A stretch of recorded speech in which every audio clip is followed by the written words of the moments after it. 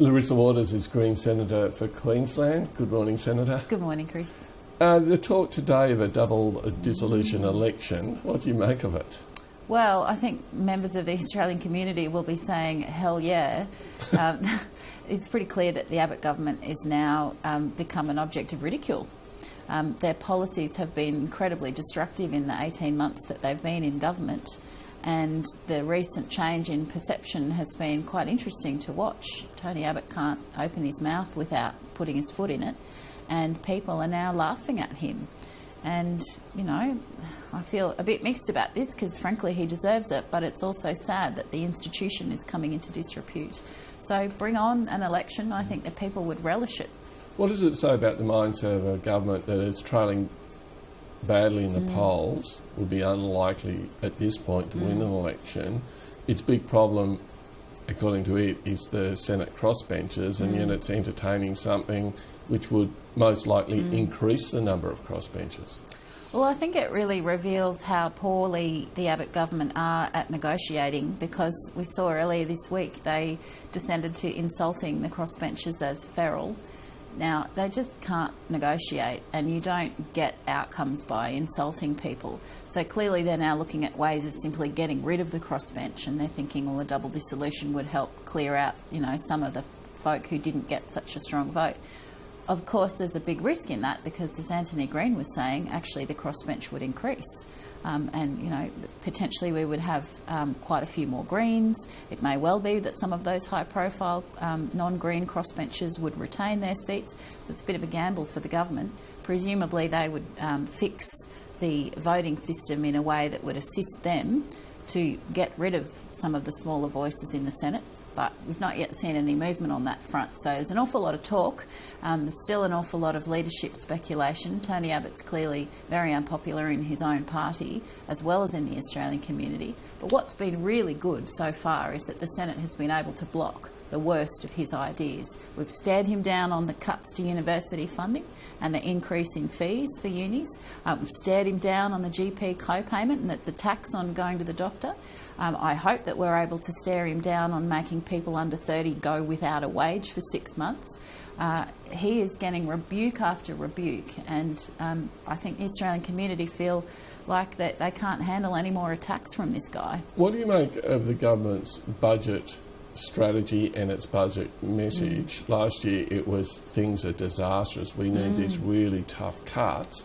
Now the Senate has blocked many of those cuts. The governor's saying, I know everything's fine and the glass is half full. Yeah, look, it's very bizarre. So much for the budget emergency that we were all in and the sky was falling and you know, everybody had to tighten their belt except the big end of town. Of course, only the vulnerable got their financial restrictions placed upon them. It's just a really weird change of position from this government, from claiming there was such a problem to not having most of their legislation passed and yet still claiming now that they've fixed the problem. So I think they've seen they've read the mood of the community, and they've seen that the cuts are deeply unpopular and unfair, and now they're frantically trying to undo their own mythology about the fact that there's a budget crisis when nobody ever believed there was. It was just a premise for them to attack people that they don't support and don't vote for them. Okay, moving on to the environment, the ACF has released a report into the big carbon emitters in Australia. Why is this important? Well, what this report shows, and it confirms certainly the greenhouse gas reporting accounts, is that a lot of our pollution comes from coal. It comes from coal-fired generators. It comes from those dirty energy producers. They, of course, were the same ones that opposed the carbon price because they didn't want to pay for their pollution. They wanted to just keep on polluting. And with Tony Abbott axing the carbon price, those polluters are now getting off scot-free. And so you've seen an increase, for example, in brown coal use, which is the most greenhouse gas intensive type of coal, an increase of 6% in brown coal, and our emissions are going up again since we got rid of the carbon price. Tony Abbott is propping up these dirty coal-fired generators and at the same time trying to shut down the clean energy sector by having this renewable energy target under review, wanting to kneecap the clean energy sector, and prop up the dirty generators. It makes no sense if you listen to climate science.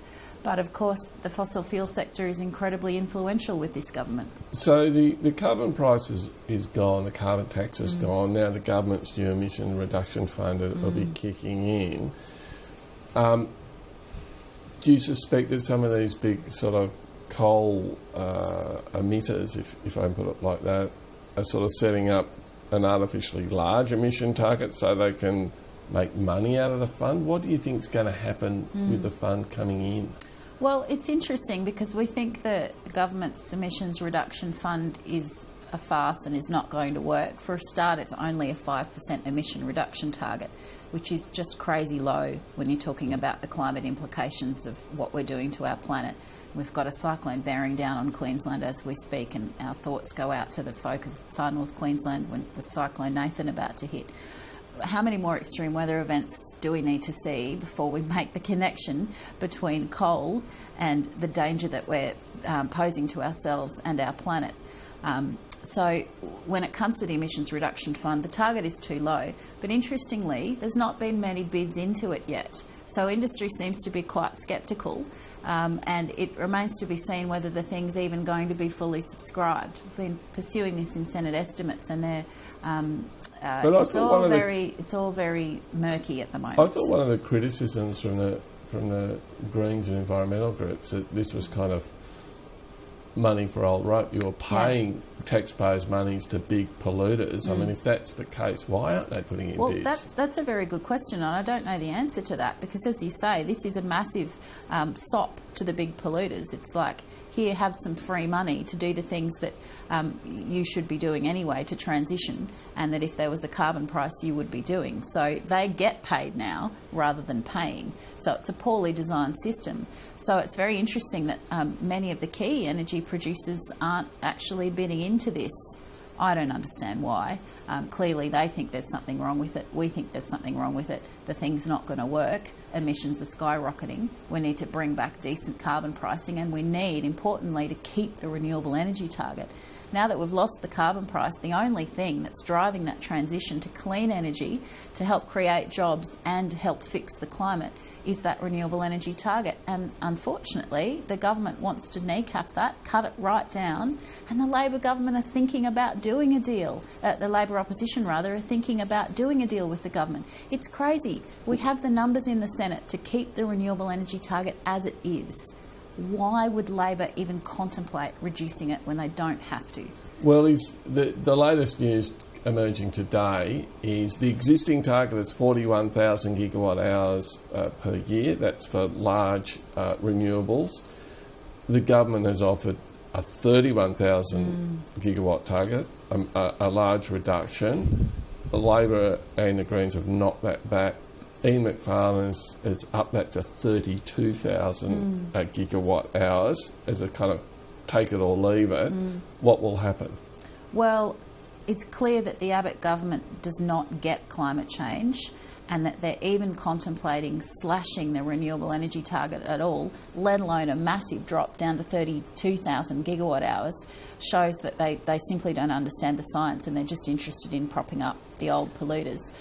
Labor has indicated something like 35, 36. If Labor did agree to that, would that not give certainty to the industry? Would that not be a better outcome? Look, you'd see billions of dollars in investment, which is currently stalled, not happen at all. That is too low. We are on track to actually overshoot the renewable energy target. The industry had been going so well. When Abbott brought in this review, that investment stalled. Solar providers around the country and wind providers are having to lay off staff. They're worried. They want that target kept. We've got the numbers in the Senate to keep the target as it is. Labor does not need to do a dodgy deal with the Abbott government. Okay, there is certainty at the moment to keep the target at 41,000 if Labor simply hold firm. The fact that they're into these negotiations and they're in and out of Greg Hunt's office every 5 minutes and there's a new report every day on how low will they go, that's creating the uncertainty. If Labor just came out and said they would hold firm on the renewable energy target, there's your certainty and there's your boost for clean energy. So in summary, the Greens' position is renewables stalled, coal emissions going up. No, the Greens' position is let's keep our renewable energy target, which we have the numbers to do in the Senate, unless Labor buckles. That will see our industry continue to skyrocket as it had been doing. We'll see whether Labor does a deal with the climate-denying Abbott government, and I think Australian communities will be horrified if they do, because it will really stall the clean energy investment and the jobs that Australians want to see, and of course the climate action that would deliver. Okay, Senator Larissa Waters, thanks for your time. Thanks, Chris.